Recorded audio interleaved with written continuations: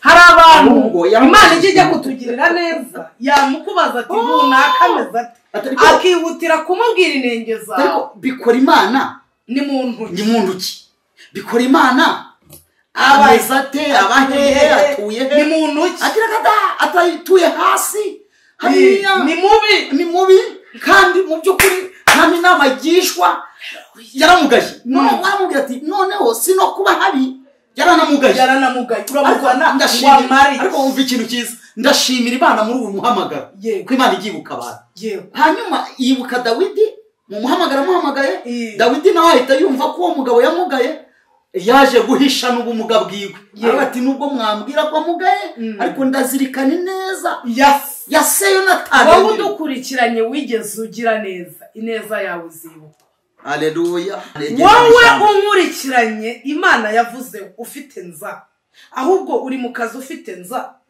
uri mu rugo ufite nza kwizakurengera wubatse urugo kwizakurengera ubyaye yakugoye Imana yavuze kizakurengera izagushyigikira mu mucyo wa kigali ibibazo urimo ahubwo Imana avuganye nawe kizakurengera Yosefu yarinze gukiranuka kwe twajyaga turimba kera turabana vuga ngo Yosefu yacuruje gukiranuka abishora kwa Mukapotifa Yosefu yashoye gukiranuka ubundi turi ku ijambo bari kudukurikirana ku ijambo ngo Imana iyiguhamagaye hakurikira iki hakurikiraho iyo Imana ivuganye nawe niki gikurikira hakurikiraho gukiranuka no guhagarara mu mugambi wayo ubundi bindi bikabazwayo yego none ikibazo rero cy'abantu muri minsi kandi mbibutse ko arashaka ko Imana ivugana nawe ariko gukiranuka ntubimubaze agashaka ko Imana ivugana nawe akagera mu rugo kandi mbibutse ko ukiranuka bigendana n'agakiza kandi agakiza ntabwo ari ivangamutungo ntabwo ngewe madamu wanjye Angel Muguru tusangiye agakiza twaravanze kuko hari igihe imanda yavugaho kazamuka agasigara cyangwa ukaba waravuze ubutumwa bwiza akazagenda wowe ugasigara manandurira amaso yanjye ku misozi mbega utabarwa kwanjye kwavaye ngo ubimbwire Uwiteka niho guturuka ku Mana yaremye ijuru n'isi Uwiteka niho guturuka ku Mana yaremye ijuru n'isi nizemera ko ibirenge byawe biteguza ikurinda niwihunikira nisinzira Imana irinda Abisirayeli iwo ririmba so nisinzira Imana irinda Abisirayeli iwo ririmba so nisinzira amen urwana intambara nziza Kristo n'imbaraga zawe fata ubugingo aguhaye ngo buguheshe ibyishimo fata ubugingo aguhaye ngo buguheshe ibyishimo amen abakunzi ba Mugeni TV kakaririmbo ndakabatuye ufata ubugingo Yesu aguhaye buguheshe ibyiringiro biguhesha amahoro ubugingo buguheshe kubaho buguheshe ibyo ukeneye muri Kristo Yesu kandi undi aravuze ngo Mana nuburiye amaso yanjye ku musozi nabuze gutabarwa nawe ushobora kuba wabuze gutabarwa aho urishobora kubona nta gutabarwa ariko ndagira ngo aka kanya tugiye kuganira uze kurarama urebe mu ijuru umuririmbyi niwe ujya uvuga ngo tumbira Yesu wenyine niwe gisubizo tumbira Yesu wenyine niwe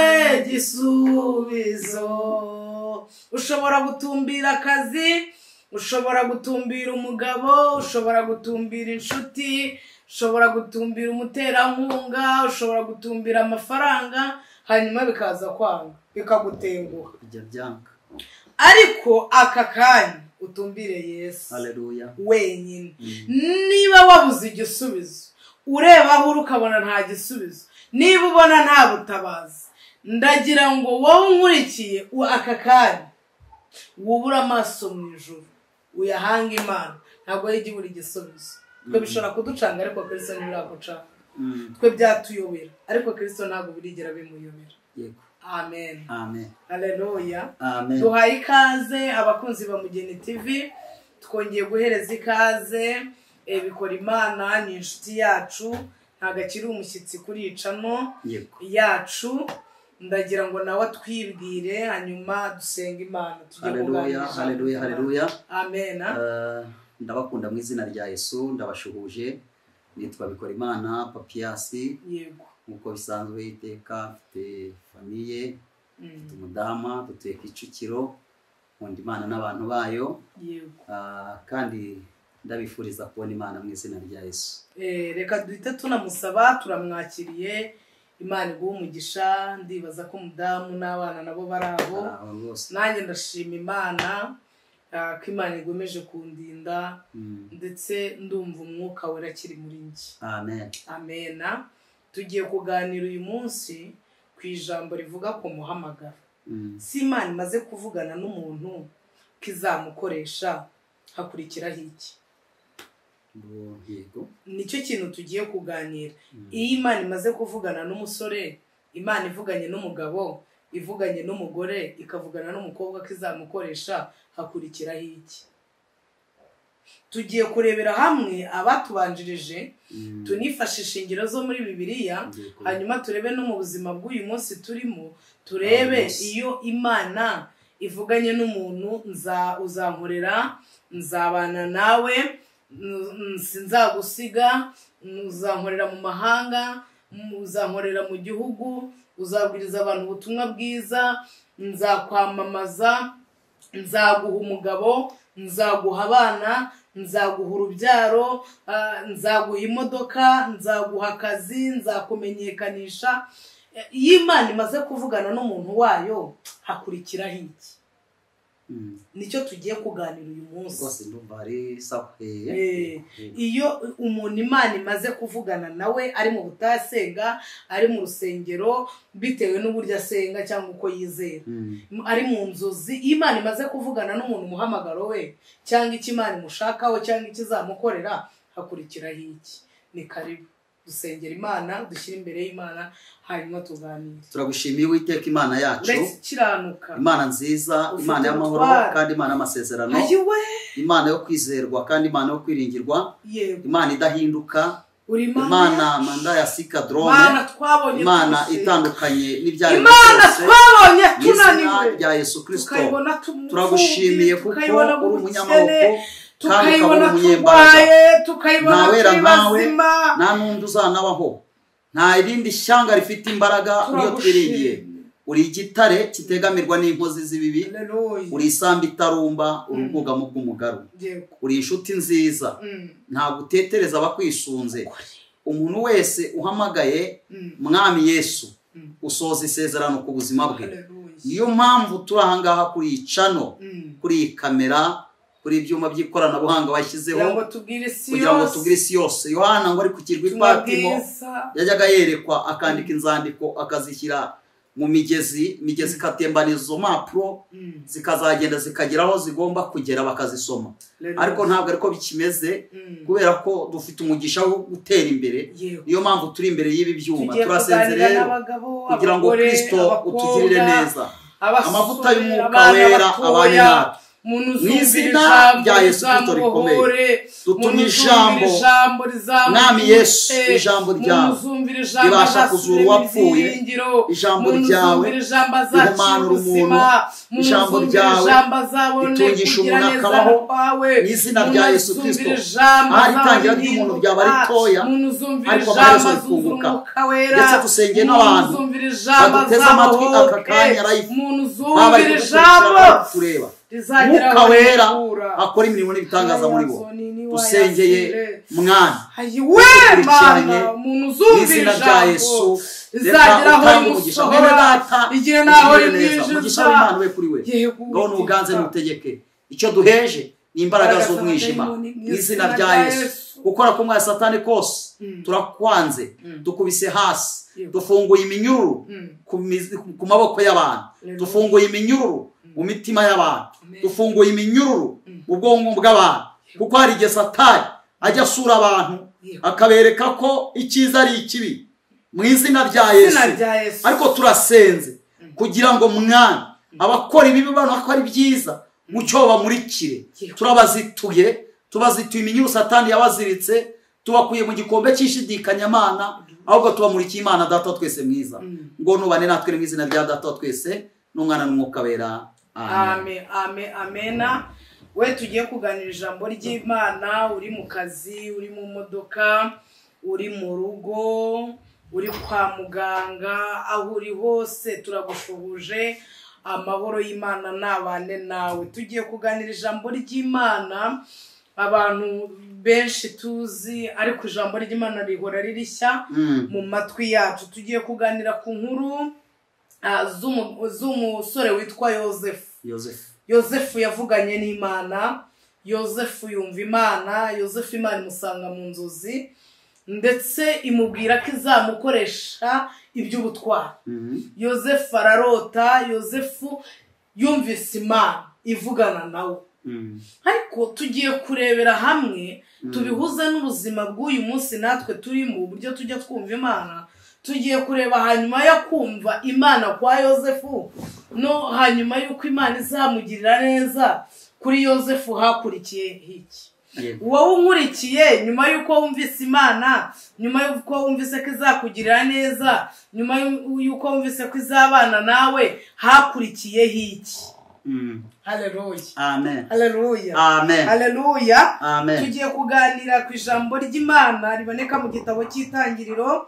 Turasoma ibice 37 hanyuma dusome n'umurongo wa 12. Itangiriro ibice 37 dusome duhereye ku murongo wa 12. Haravuze ngo bene se bajya kuragirira umukumbi wa se i Shekemu. Isiraheli abwira Yosefu ati bene so aragiriye umukumbi i Shekemu, ngwino ngutume kuri bo.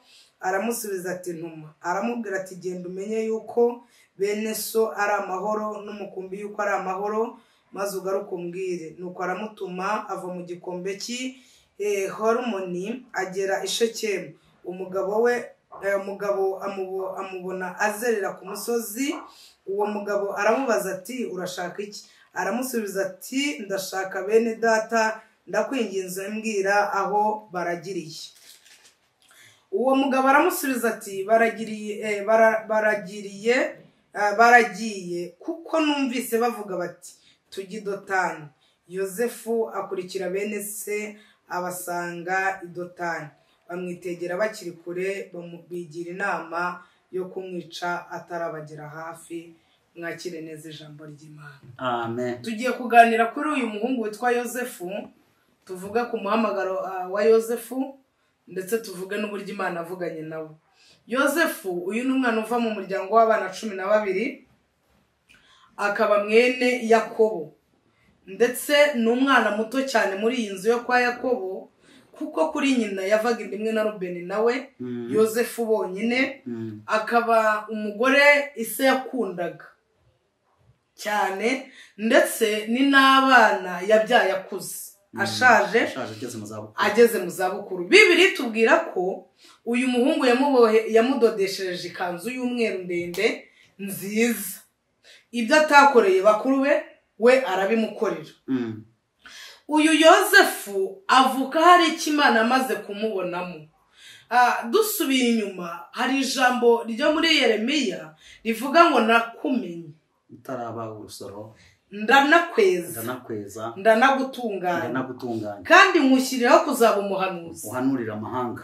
turashima Imana ko icyo uzaba cyo data yarakize imbere. Haleluya. Wowe nkurikiranye uri umuganga, Kristo ntabwo byamutunguye kuba uri umuganga. Wowe nkurikiranye uri umupolisi, ntabwo Uwiteka byamutunguye kuba uri umupolisi. Wowe nkurikiranye uri umuririmbyi, ntabwo Uwiteka byamutunguye kuba uri umuririmbyi. Bitewe nawe uri n'urwego urimo ndetse nawe uhagaze mu buzima uvuga uti na domaine uhagazemo yariyo, Uwiteka ntabwo byigeze byamutunguye, byari muri plan, byari mu mugambi w'Imana. Haleluya. Kandi buri muntu wese byari mu mugambi w'Imana.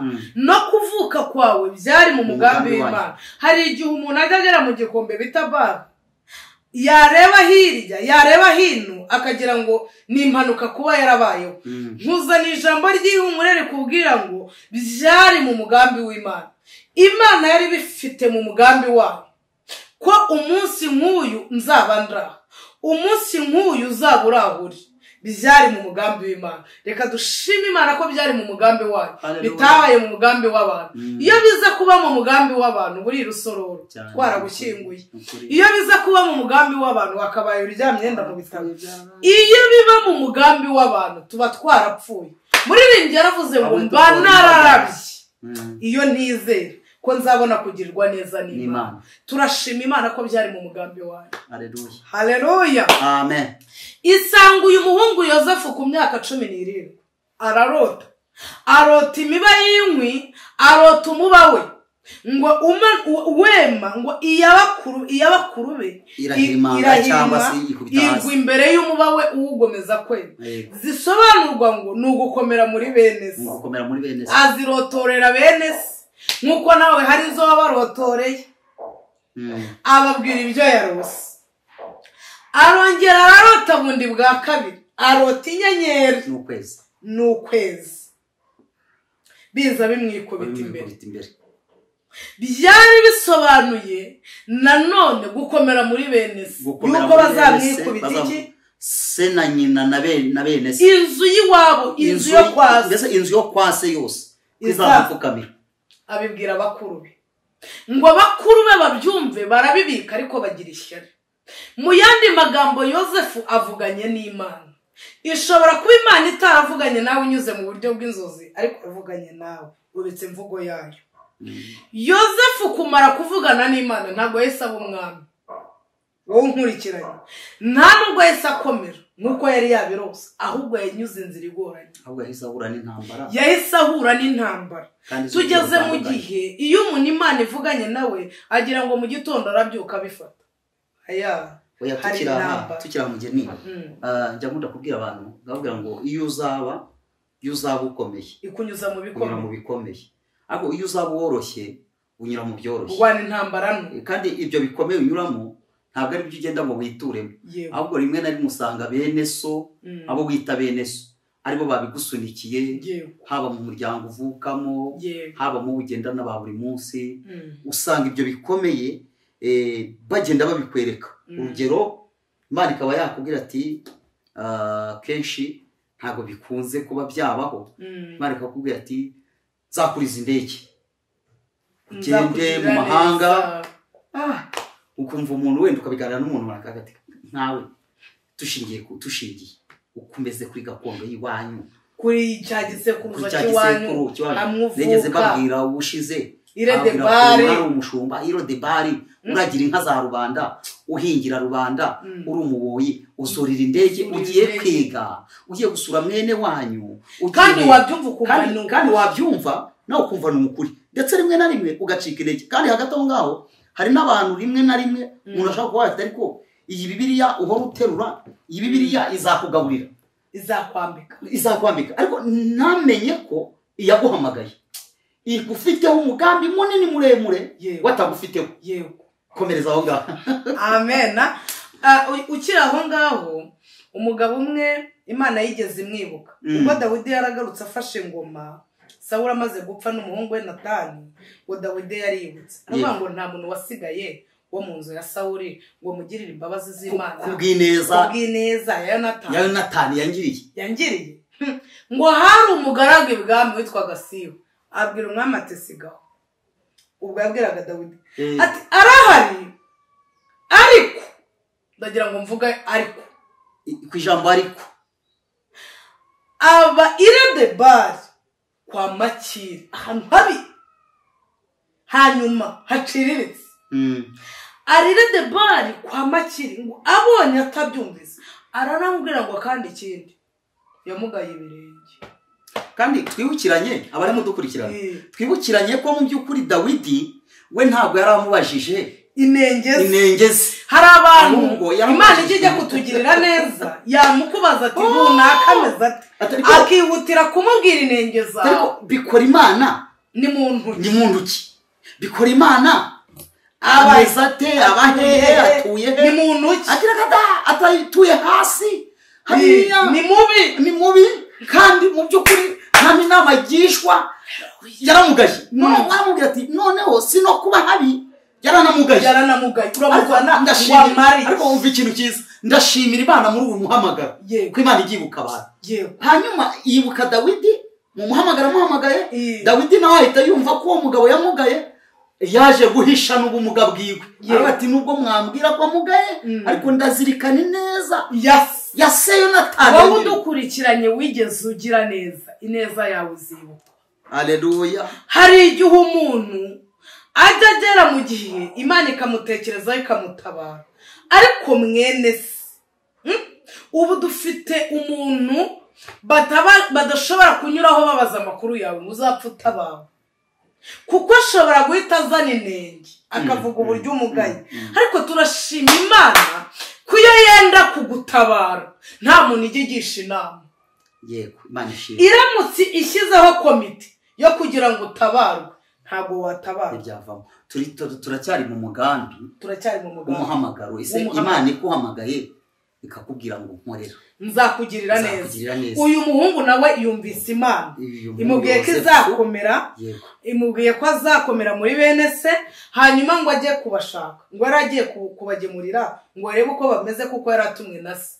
Ngo bamwitegera bakiri kure, bari bagiragiriye ku musozi witwa Dotani. Ngo bahise bahamagarana umukora guhamagara ati mujyani we ati kuriya karosa araje kuko bari bazi ko arota. Kuko ikindi erega abantu bazi ko Imana bari banazi gusobanura inzozi kuko umunsi ngo bamubwiye ngo twebwe tuzabene na so na nyoko tuzakubararira tukwikubita imbere tukurikije. Watubwiye ko imiba y'inkwi yacu yamanutse wawe usigara wemye, bivuze ngo tuzaca bugufi imbere yawe wowe usigara uhagaze. None cyongeye mama papa twese tuzahita tugupfukamira kuko ngo yarose izuba n'ukwezi bimwikubita imbere. Ngo barangije bajya inama nk'iyo nawe bakugiriye. Hari igihe uba mu kazi bakajya inama bakakugambanira, mu muryango bakajya inama, ukaba mu kazi bakajya inama, ukaba mu nshuti bakajya inama. Ngo bajya inama ariko atari nziza, bigira inama yo kugira ngo bamwice. Ngo Benjamin bavaga inda imwe kuri se na nyina ngo yunguke igitekerezo aravuga ati nanone kugira ngo tuvushe amaraso atariho urubanza. Nicyo cyagihe umuntu bamubwiye bati ariko mugeni amakuru ye twakorana ntabwo muciye intege ariko nanone ntumwizeye. Yego. Ubwo ngo aragutabaye, ubwo ngo arakuvuganiye, ubwo ngo arakoze mbese muri make. Ni cyagihe umukobwa avuze ati ariko murambagize ubona ari umwari mwiza yamviramo umugore ataha atariko arakuze ariko ugenda wigeragereza ubwo akubereye ngo umurambe. Ati twari dufite umuntu ntavuze mu izina yajyaga avuga ngo ariko ngo jya ugira ubwenge. Yego kandi ngo jya ugira ubwenge. Ubwo mbese bagigira ubwenge ariko abone b'Imana ngo ugira ubwenge. None kuvuga ngo ugira ubwenge byari bifite icyo bivuze, bifite icyo bisobanuye.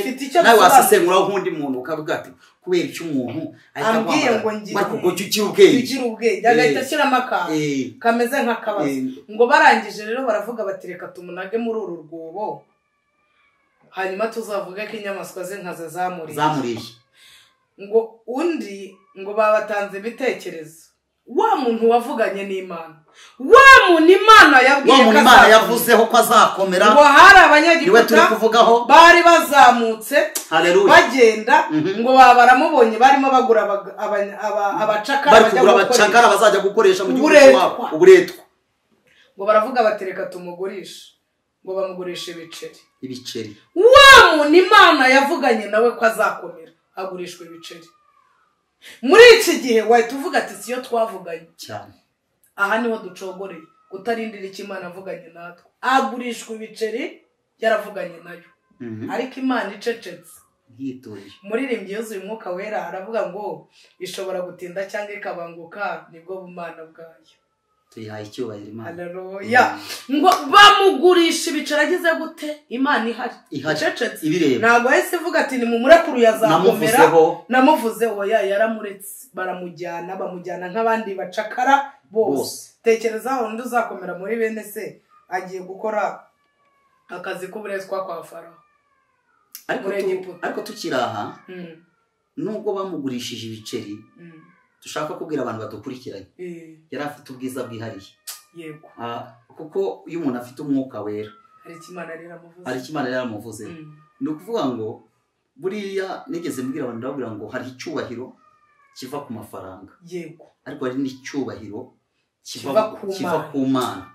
Ukubaha Imana ukagira icyubahiro udafite amafaranga. Nigeze mbwira abantu ngo ntabwo muzegera mubona munsanga nge ndambije mu muhanda cyangwa hari imbobo irimo intumurira itabi igira gutya kuko inzoga ziraryoha twarazinyoye. Nta nzoga tutanyoye ibaho dufata n'umwanzuro wo kuzireka kuko tuzi ko nta mumaro wazo. Riba hari n'abatwumva nabo bagomba gufata umwanzuro wo kumesa kamwe. Hari icyubahiro ugira ubu mbese yasomye ijambo rivuga ngo vino ni umukobanyi. Mureke anyurwo rushunga ndushyi rumutere ngo kwibagirwa iki ibintu byose ngo nugiye gupfa ngo mumuhe urushunga ndushyi apfe yumva tumva mbese mutere kwibagirwa intimba n'umubabaro bimutere kwibagirwa. Iyo mpamvu hano hepfo cyangwa ara hirya cyangwa ruriya nyira ku muntu ari kudandabira nari yagera uriya aharyamye yaryama mu mase yaryama ariko umugambi Imana ugaruka kuri Yosefu ageze mu rugo nubwo yari muto muri bo mubo yari asanze. Nubwo Yosefu nta kivuganira yari afite ariko ajyana wowe unkurikiranye Imana yavuze ufite ahubwo uri mu kazi ufite uri mu rugo ufite kwizakurengera wubatse urugo kwizakurengera urabona byakugoye. Imana yavuze kizagushyigikira mu mujyi wa Kigali ahubwo Imana yavuganye nawe kizakurengera. Ngo Yosefu ageze muri uru rugo ngo Uwiteka ahira ibyo muri uru rugo byose. Amatungo arabyara, inka zirabyara, imikumbi, amasaka arera, ibishyimbo barahunika. Ngo babona wa muntu ni umunyamugisha cyane. Bamuha gukurira abandi nuko biza y'Uwiteka yenda kugutabara. Imana iri kugutabara ikwereka gake ngo bamuha guhagararira abandi. Amen. Bamuha guhagararira abaja n'abagaragu bo muri urwo rugo. Ngo ahura n'ikigeragezo cyitwa umugore yasanze muri uru rugo muka Potifari. Ngo arangije muka Potifari aramwifuza. Bibiliya itubwira ko ari umusore mwiza kandi nabikubwiye yarafite ubwiza bwihariye. Bibiliya imuvuga ko ari umusore ufite uburanga. Yarafite uburanga ngo ku buryo ahantu yakoreraga. Yego. Umugore wa Potifari wicaga amureba kicara akamureba. Dira komanteri uvuga ngo yatumye abagore bagenzi be. Yego.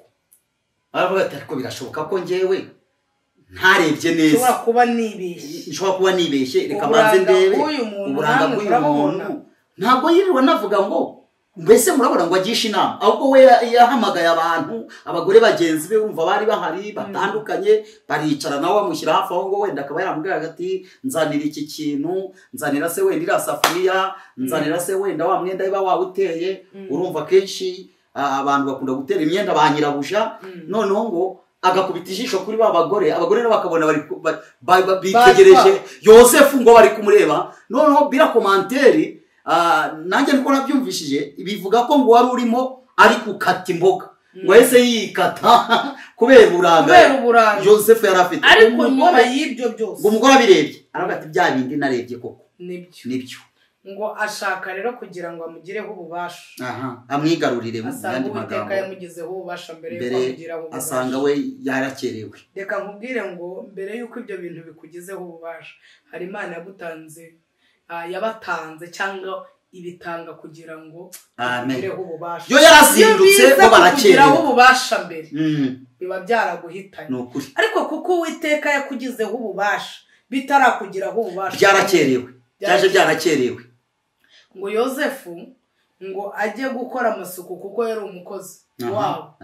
Nahano yemera kwimirwa ahantu kandi yari yamaze gutoneshwa. Yego. Ngo umugore amusanga aho yari arimo akorera mu cyumba, ngo agira ngo baryamane. Mva wa muntu Imana avuganye nawe, nubwo Bibiliya itabivuga, ariko Yosefu n'icyasha cyamugezeho.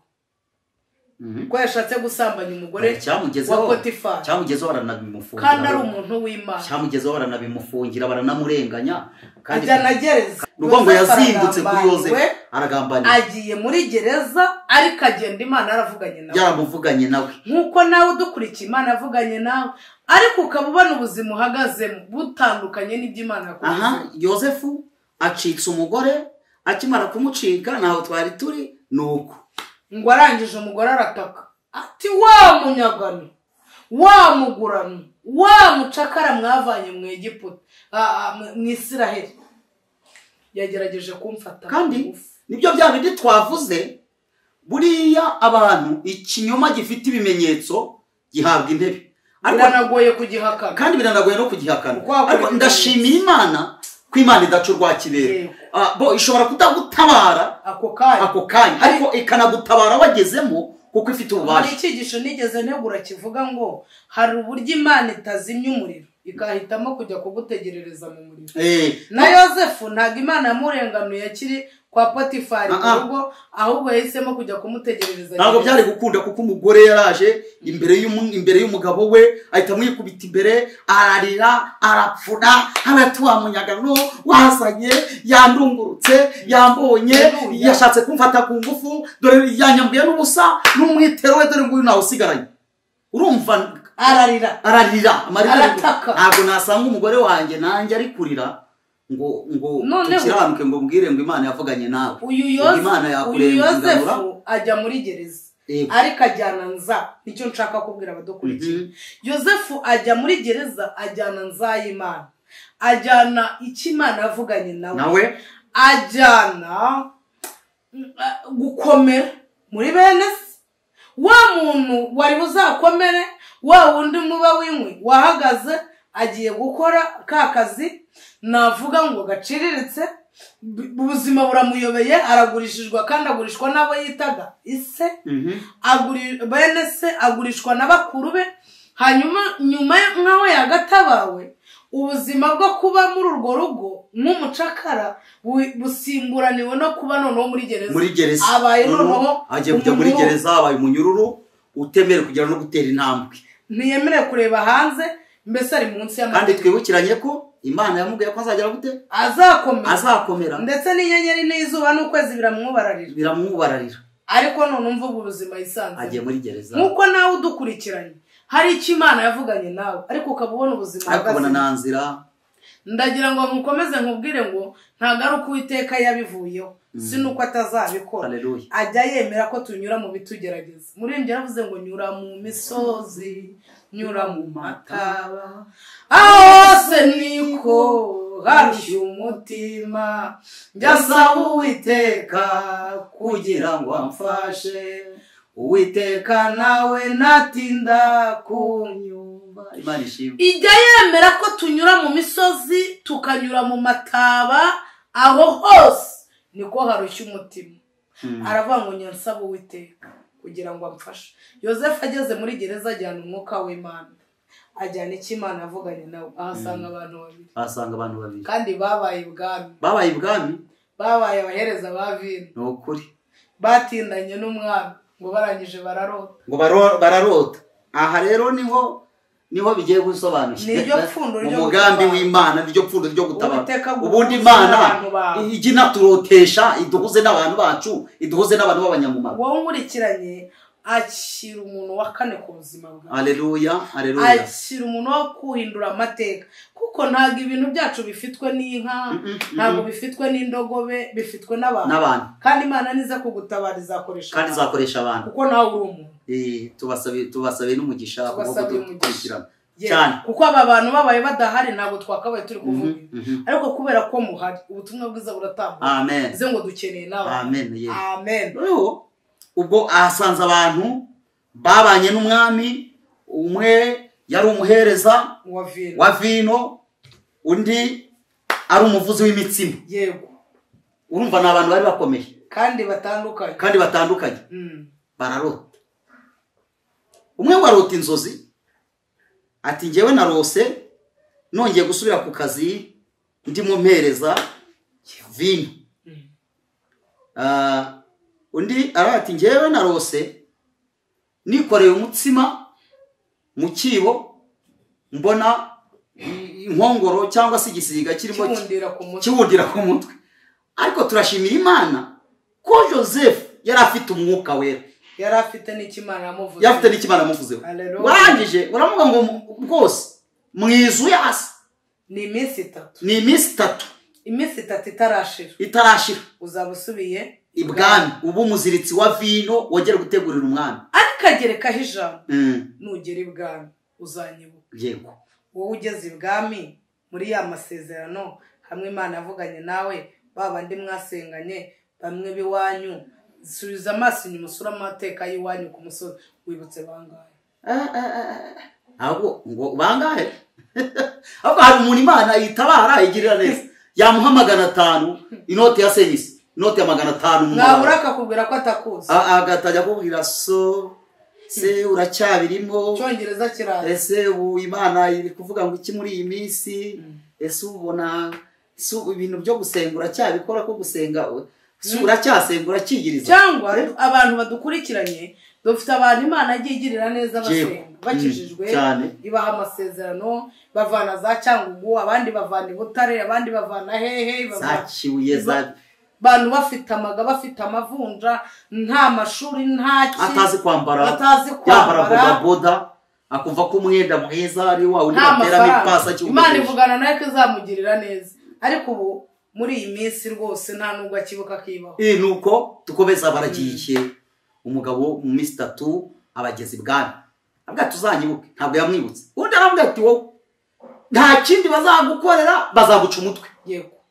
Niko byagenze. Hanyuma wa wundi wa muziritsi wa vino, yego, ageze kwa Farawo ngo aza kurota. Arota inzozi, arota inka zibyibushye, arota amahunda abyibushye. Abona ananutse ariya yandi imishishe 7.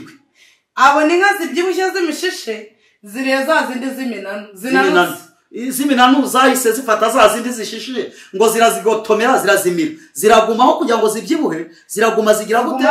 Zirananuka. Na ya masaka y'amahundo ashishe kugira ngo andi ananutse, yandi ananutse nayo arayagotomera, araguma arananuka. Urumva ni inzozi zikomeye. Umwami yumva zimuteye ubwo, umutima urahagarara. Wahamagara abapfumu n'abakonikoni, abashitsi, cyane ko iki gihugu cyarimo abakonikoni n'abapfumu n'iki, ngo arangije arabahamagara. Erega kira gihugu bajyaga bigisha no kuroga. Yego.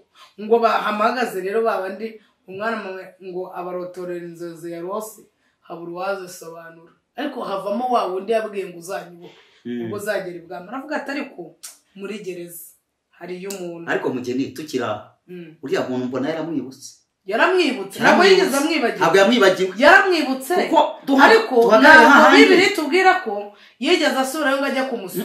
Ntabwo yamusuye, yamwibutse kubera ikibazo kibereye twavuze ko tusubiye inyuma ho gatoya kuri wa mwami Dawidi yabazaga ngo nta muntu waba warasigaye wo mu nzu ya Sawuli ngo mugire neza kubw'ineza ya Yonatani.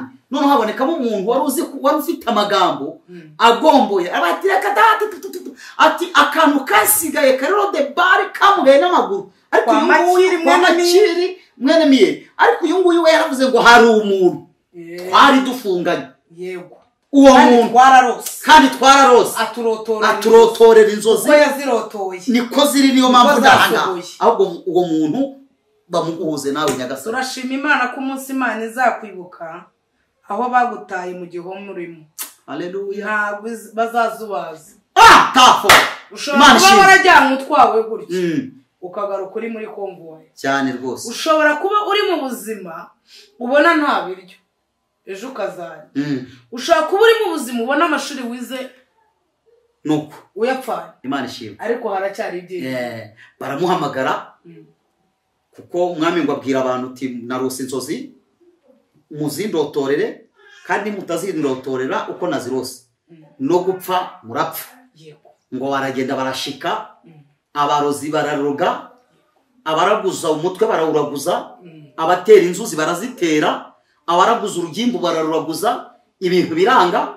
Barangije ngo niko gutumaho uyu mugabo witwa Yosefu. Haleluya. Ngo ahatunguke.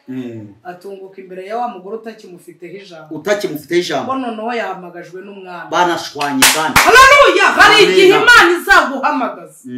Abagutaye muri urwo rwego batakigufiteho ijambo. Cyane rwose. Uri ahantu batabasha no gufata ko kinyita cy'umwenda wambaye. Ngo barangije bamubwira inzozi. Aravuga ngo singi. Wamenya ko zirotora. Ahubwo umwuka wera w'Imana. Mu minsi 3.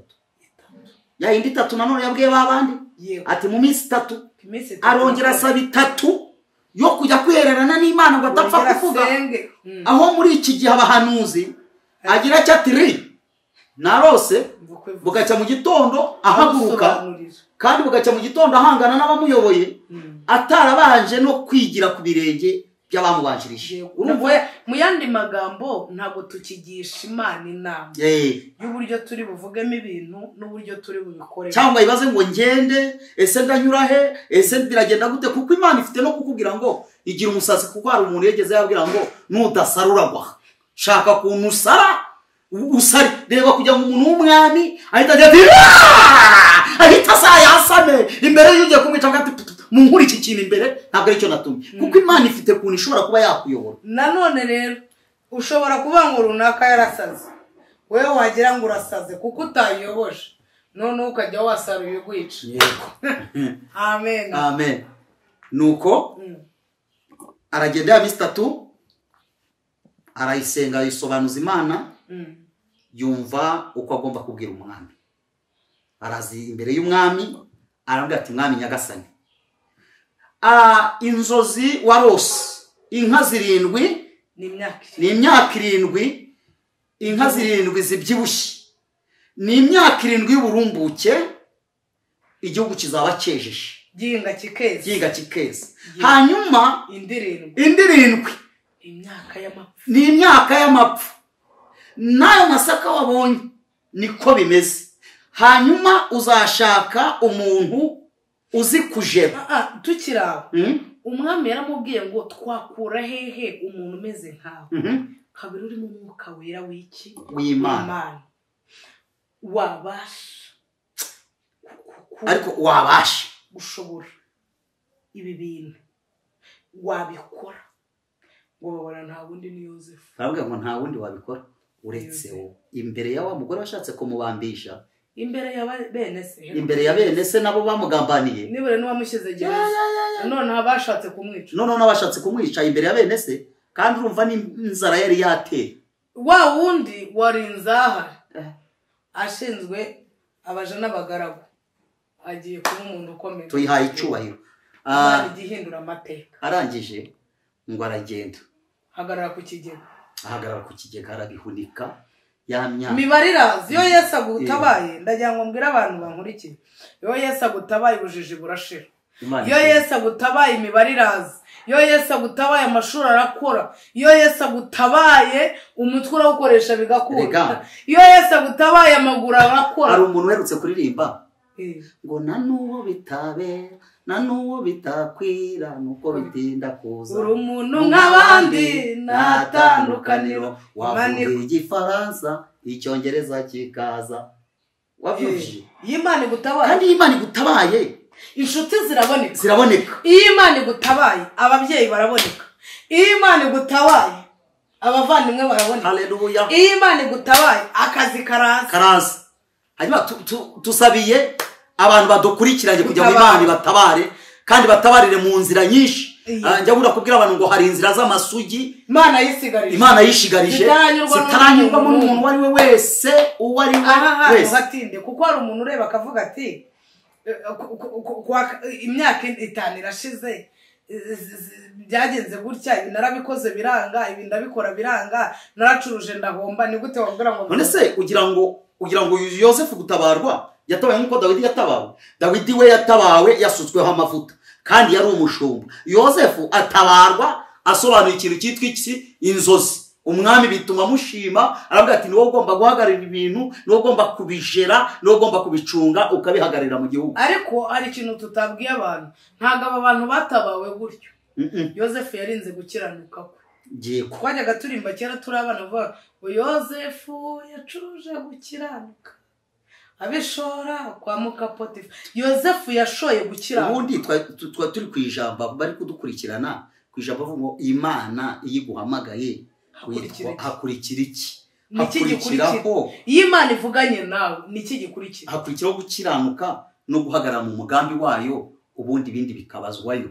Yego. None ikibazo rero cy'abantu muri minsi kandi mbibutse ko arashaka ko Imana ivugana nawe ariko gukiranuka ntubimubaze. Agashaka ko Imana ivugana nawe akagera mu rugo akabaza. Kandi mbibutse ko gukiranuka bigendana n'agakiza, kandi agakiza ntabwo ari ivangamutungo.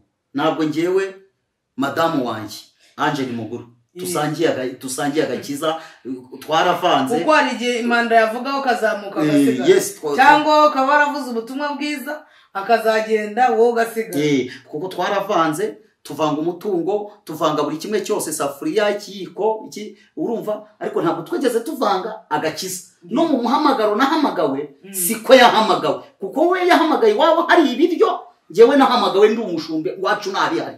Urumva bivuze ko rero tukiraho se umuntu aramutse gusuye mu rugo, ubwo bivuze ngo uburyo mwitwara n'uburyo mwakwakira abantu buri wese bigaragaza uburyo bwaho aho yavuye. Kuko umuntu umwe yigeze ambwira ngo hari igihe twinjirana mu rugo igikomere, ugasanga umuntu niba nta rukundo yabonye ahora ameze atyo, ugasanga undi niba yarakunzwe ahora avuga, wa wundi wari uvuga akabangamira utavuga, uvuga ko utavuga nawe akabangamira uvuga. Oya twebwe turaganira, tugaseka, tugasenga. Ariko kugira abantu badukurikiranye hari umunsi tuzabategura icyigisho kivuga ku gikomere. Twebwe turaganira tugaseka. Twari turi kuri Yosefu asobanura igihe kiragera, inzara iratera, hanyuma benesi babandi bavuze ko bitazaba. Wa muri yavuze ngo haniho ruzingiye, umva none hano rwari ruzingiye. Benesi babandi bavuze ko batazamupfukamira, babandi bamubitse, babandi bavuze ko yapfuye, inyamaswa y'inkazi yamuririye mu ishyamba, nibo bagiye kumuhaha rero kuko iwabo byari byarakomeye. Kandi nkwibutse ko iyo Imana igutabaye wari warahombanye, hari uburyo ujya umera neza, hari ukuntu n'icyuye kikukubise. Oya ahubwo bavuga ngo hari igihe ubamo umuntu akakubonamo inzara utamubwiye ko ushonje. Hari igihe ubamo umuntu akakubonamo ubujura utamwibye. Hari igihe ubamo umuntu akakubonamo sida ntayo urwaye kubera uburyo akubona bikamera ka wa mukobwa ati ntimutekereze ko nubwo nirabura ariko imbere ndi mwiza, ahubwo nuko ari izuba ryankubise. Yosefu rero ye yarahindutse, urumva yarafashe igihe cyo kurya, afite igihe cyo kunywa, arakomeye. Bene se baza kumuhaha kandi bagombaga kuza bubaraye nk'uko Bibiliya yabitubwiye. Bakimara kuza kumuhahaho rero abona mwene nyina inde Benjamin arangije abwira umugaragu ngo fata igikombe cy'izahabu ugishyire muri uriya mufuka w'uriya muntu wa Benjamin, hanyuma mugende mubakurikire mubabwire ko batwibye. Bakimara kugenda Yosefu yaratatse, yitakisha igikombe, ariko yagira ngo amugarurire Benjamin, hanyuma azabone n'uburyo abagaburira bari hafi. Kuko nta kundi kuntu yari bigiye ngo baranje baraza ngo bamumugeje imbere. Tukiraho Benjamin se yari yaranze kumutanga, avuga ko ari uzamwibutsa. mbese kuva Yosefu agiye Yakobo yese agumana cyane Benjamin ahubwo bene se Yosefu yarabwiye ngo mugende munzanire Benjamin biba ngombwa ko se abanza kugira gute kumwimana kuko n'ubundi inzara yari bubarya rimwe kabarya kabiri akamurekura nibwo amurekuye rero yaramubatumye aravuga ngo muzanzanire Benjamin abaje se nta wundi umwana mufite ati hari Benjamin rero mu gihe bazanye Benjamin nicyo gihe Yosefu ubwo yashatse kumugumana ashyira igikombe cye mucyo yaje guhahamo cyangwa mwisahuye yego ngo arangije ngo aragitaka abwira abagaragu ngo mubakurikire murebe ugifite mu mugarure ngo babibone bakuru be baravuga batereka data yabuze Yosefu twamutunguka he kumubwira ko na Benjamin agiye tutware ureke Benjamin agenda abandi bate natwe dukeneye nde Benjamin ngo barangije bagarukana bose haleluya amen ngo twihute ngo nibwo Yosefu noneho nihuse yarabisobanuriye hari igihe nawe uzibwira abantu bakugiriye nabi aravuga ngo ninjye Yosefu umwe mwishe mukamugamba ariko buri uzi ko ashobora kuba yaravuga ati ariko ubundi umuntu witwaga Yosefu mwaba mumuzi yarabibabajije ati yarapfuye kuko yanababajije se ati yarapfuye urumva yarahenda kuko amakuru yarahari nuko yapfuye haleluya hari amakuru hari dosiye arangije ahita bibwira duririmbo muri ndivuga ngo dosiye yawe yari yanditse nabi Yesu ayibonye ayihindura neza dosiye ya Yosefu yari uko yapfuye kandi agapfana inzozi byarangiye haleluya amen haleluya amen ngo arangije Yosefu muri icyo gihe ngo arabibwira aravuga ngo data araho kandi yabibwiye neza yabibwiye abagaburira nukuri abagaburira bari kurya yateranije ameza ye yishuye kandi urumva yarafite uburyo ugerekaho n'uburyo n'ubundi yarakomeye niwe wari uhagaze ku kigega mu yandi magambo abantu bose bagaburirwaga muri iki gihugu no hanze yacyo Yosefu byabaga byamunyuze imbere iyo Uwiteka yagutabaye imibare iraza kontability iraboneka muri wowe iyo Uwiteka yagutabaye ntabwo kuyobora urushakisha hari igihe umuntu abamo cyo guhora ameze gutya cecetse iyo Uwiteka agutetuye umenya kuyobora abantu cyane kubera ko Uwiteka agutetuye ngo arangije Yosefu arabibwira ngo ni ngewe tekereza uri imbere y'uwo muntu wawe wundi mwishe tubwira abantu ngo twari ku cyigisho kivuga ngo nyuma yo ko Imana ivugana nawe hakurikiraho iki Yosefu mu nzira zigoye Imana imugiriye neza amen arangije arababwira ngo nige mwishe wa wundi mwagambaniye umwe mwaguresheje biceri ninjye uhagaze imbere murebe baramanuka bamwikubita imbere bahita bapfukama bamusaba imbabazi inzozi za Yosefu ziba zirasohoye nawe zo warose zizasohora kandi ikimara avuganye nawe kizaba ndagira ngo nkubwire ngo komera ikindi ntiwiyambure umwambaro w'urugamba cyambaye kiri ku rugamba ahubwo ikindi gikurikiyeho dusoza yahise abaha Gosheni kuko yari yarababanjirijeyo aravuga ati nta mpamvu yo kuzajya mwirirwa mwikoreye akaboho amasaha mwikoreye mugende munzanire data noneho ngiye mbatuze hafi yanjye Imana ishimwe bivuze ngo rero Dawidi ni yegeze avuga ngo umuvandimwe avukira gukura abandi hehe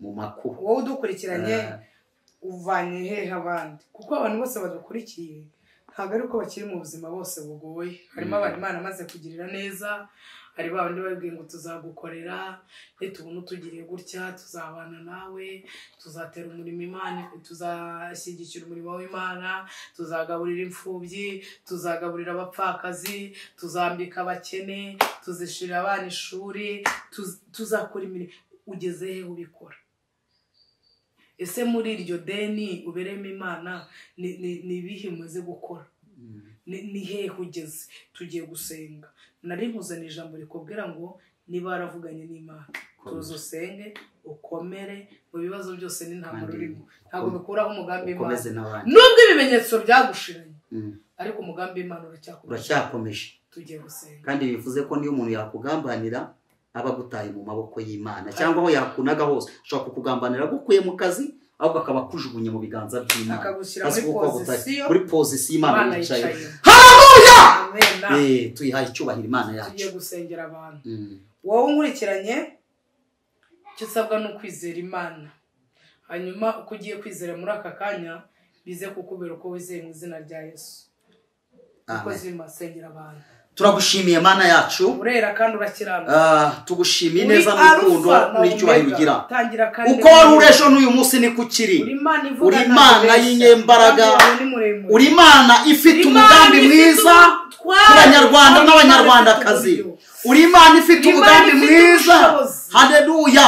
Kubakomeye n'aboroheje. Mu izina rya Yesu duhanuye ubuzima. Watsindiye isoko ryo gutabara abakobwa, utsindira isoko nta yindi Mana iriho, ni wowe mwami wenyine utareshya, ni wowe mwami ujya urengera umuntu yananiwe, umuyaga uhuha, serwakira ibihuha bikumwuzura.